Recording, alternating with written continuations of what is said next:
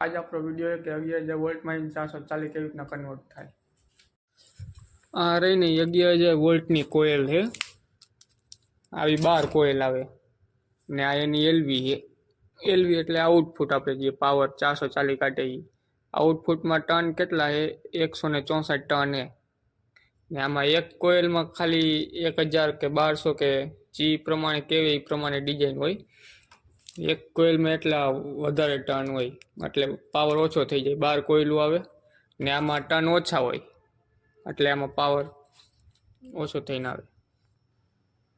આ બધી એલવી આ 100 કેવી જેમ કેવી એ વધે ને એમ ટર્ન ઓછા થતા જાય।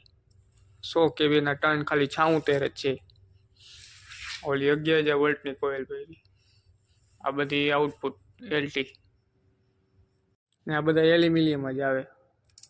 200 કેવી સુધી એલ્યુમિનિયમ આવે પાછું 5 નું કોપર નું આવે। આ 5 કેવી ની એલટી એ કોપર નું આવે।